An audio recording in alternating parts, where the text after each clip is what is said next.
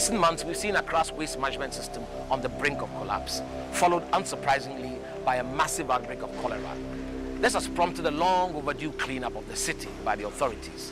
It's also led to the emergence of a group of concerned citizens who are tired of the status quo. We came together as a group, we formed ourselves, like I said, on social media, and we decided that we wanted to have a conversation with the mayor of Accra.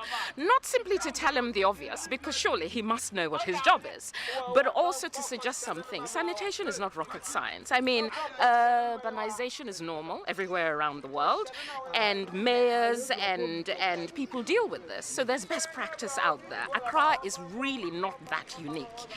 What we found utterly bewildering was the lack of communication. What is the plan? Is there actually a master plan for Accra? What can we as individuals do? Because it's easy to blame the mayor and it's easy to blame the service providers. But as individuals, we also have a responsibility. I don't know what to do. Reduce, reuse, recycle. Well, how? As a means of managing waste, garbage separation and recycling are practiced in all major cities around the world, but not so here. In Ghana, our waste is an unholy mix of plastic, glass, tin cans, food, fabric, and feces. You name it, it's there. And the worst of all is plastic. It destroys our beaches, clogs our landfill sites, and chokes our drains. People use this place as a garbage dump. I mean, really, we should be ashamed of ourselves. I mean, someone's got to take responsibility for this. Every single one of us. Just look at that. Every time you're sitting in your car, in a taxi, in a trotro, and you discard a piece of paper, a plastic bag, sachet water, this is what you're contributing to, and it will come back to bite us, and we've seen it. Now, the plastic waste itself is not like banku or like orange or like banana or like kenke peel. When it is littered, it will degrade by itself. It doesn't degrade. It will be there as long as time itself. The basic problem, the way I see it, is the mindset of the people. It's a problem. Again, we'll be making little efforts here and there to try and encourage people to dispose of them properly or in an organized manner so they don't end up choking our gutters and stuff like that. That is also become a little difficult because attitudinal change doesn't come easily. But the fact is people really don't have bins. I mean, isn't that part of the problem? Yes, it is an issue because if people don't have the bins to dispose of their waste, naturally they end up littering on the street. However, the fact that the bins are not available is also not a license for you to indiscriminately litter along our streets. The ministry plans to distribute 1 million free bins to citizens over the coming months. Citizens must take responsibility for their actions, says the minister, and the lawlessness must stop. Clean Ghana now has another plan in mind. They point to what they call corporate polluters, the manufacturers of sachet and bottled water. I mean, you can see the types of bottles and sachets that are on the beach. They're all branded.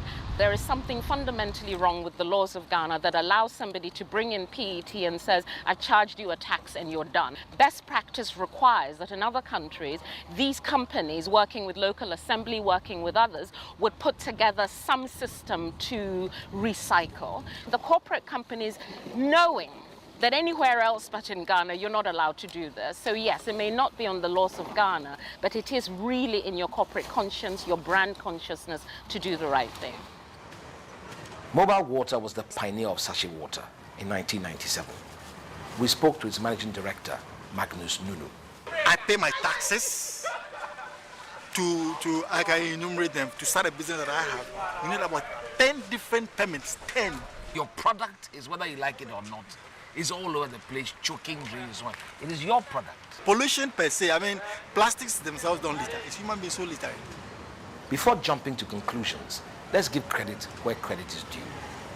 Given the menace it's become, some years ago there was talk of banning sachet water altogether. The water industry was quick to respond. We met together and worked out a long-term plan. Sachet is all over the place. How do you get rid of it? But it's also a commodity. We turn it from trash to being a commodity. Funded by the water producers, the initiative grew into what today is called the National Waste Management Program, and it's run by Kranchi Tete. When we started, there was no recycling company in Ghana. But over the period now, as we speak now, we have over 20 recycling companies. In Accra alone, in Accra and Tema alone, we are close to about 8 to 10 recycling companies. And these recycling companies are buying plastic waste from the collectors and they are recycling into other products. So if you ask me, recycling is a viable business. Bulk collector Stephen Ado makes an excellent living collecting plastic waste and selling to recyclers. In the morning, we take car and go around and buy. We reach here, we weigh and pay the person, and go different place, we weigh and pay the person. But pay who? This one, if you see something on the floor like that, for nobody, who are you paying? When you are collecting it? So we have people to collect it, and I go around and pay them. I'm listening to you talking about this plastic everywhere on the floor, plastic, blocking the gutter, blocking. Why do you think people put plastic on the drink water is dropping? Think I say, weigh a ball and to me, and your ball. Pure water, Robert, sister, my sister, be to see, I be when you cry. Mr. This is Sanchez, when I say, pure water, Robert, and you do up. Oh, you do up. But I can't for me. And one I'm on my sweet to say. But I say, when you are a scar. But we way out, back at home, a scar. Bottle cover, a scar. I'm telling me about school fees, back to school, Papa. Now, in the mommy, you don't me too much. We don't know. Or don't me too much. One of his biggest clients is Top Industries, who process 7 tons of waste plastic a day. These plastic bags here on the floor, Yes. you are buying them from people, Yeah. and you use it to do what? When we buy this one, Yeah. we reprocess it. Okay. And at the end of the day, this is the product we have. This is what comes out? Yeah. Plastic pellets made from water sachets and black carrier bags that will be melted down to form new products. So the quantity has become very small. Plenty bag becomes small like this, right? When I process 1 ton, I will not have my 1 ton back. I'll be having somewhere 400 kilo.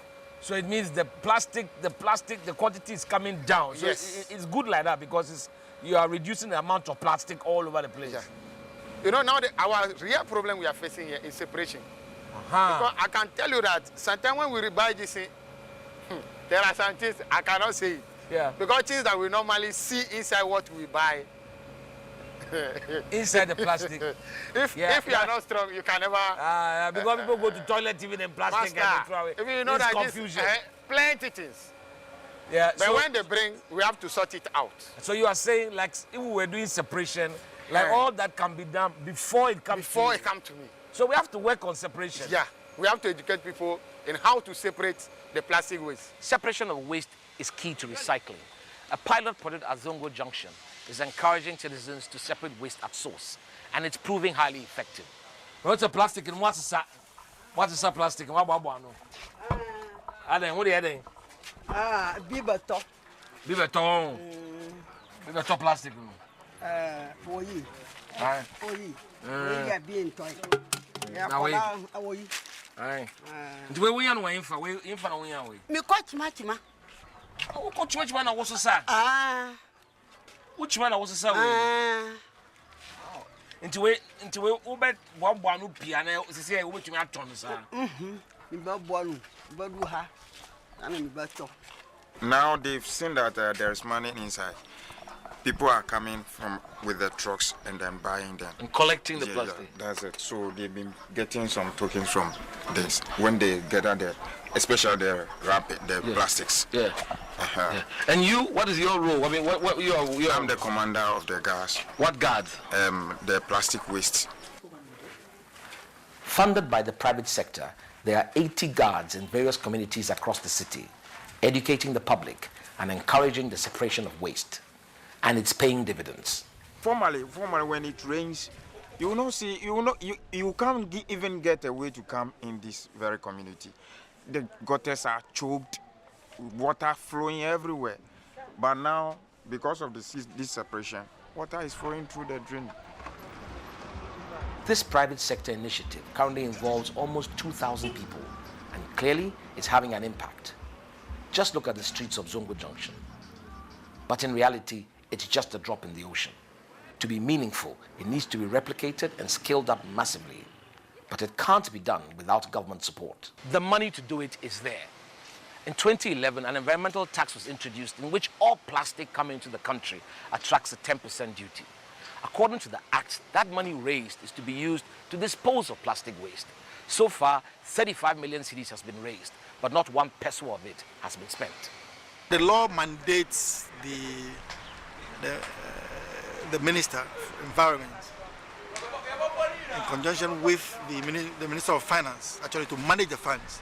We went there, we said, well, we have been doing this private sector initiative, there's a limit to which we can go. So we are aware of these funds. And they knew that there's a fund available, but then they said the thing is locked up out there. So and you have to go through a process to get it, and your guess will be as good as mine when it comes to assessing it. But we are still pushing. The recent meeting with the Minister of Local Government leaves Kranchi Tete cautiously optimistic. The minister has agreed that he is going to put a case forward to the Ministry of Finance to release these funds for this purpose. To be used by who? To be used by the various stakeholders, the various assemblies, the various collectors, the various recyclers, to be able to boost their businesses. What about the issue of producing plastic that is biodegradable? There was a cabinet memo to actually make sure that all plastics are biodegradable. They're going to add an additive, a chemical that will make the plastic to degrade over time. So why aren't people using that additive? Legislation. You just need to come up with a legislation to say that putting in the additive is compulsory. So there isn't legislation. There's no legislation. Plastic is a menace, and there's no question that recycling has a major role to play in solving the city's waste management crisis. Yet bureaucrats drag their feet, and cholera rampages on. It makes no sense. It's time for citizens not only to demand action, but to be actively involved in it. It is not enough for the mayor and for the vice president to turn up at night in front of the TV cameras and lift garbage. It will be back tomorrow. The people who are putting the garbage out are you and I. And we're putting it out because either we don't know or we think we have no options. I disagree. We should know and we should be given options. Accra alone generates about 3,000 tons of waste, solid waste, a day. That didn't fall from the sky. It came from my house, your house, and somebody else's business. So I have a responsibility, and that's just the point of Clean Ghana. It is that let's do it individual by individual, street by street, community by community, district by district. We need to hold hands. We've all got to work together at the same time and have a plan.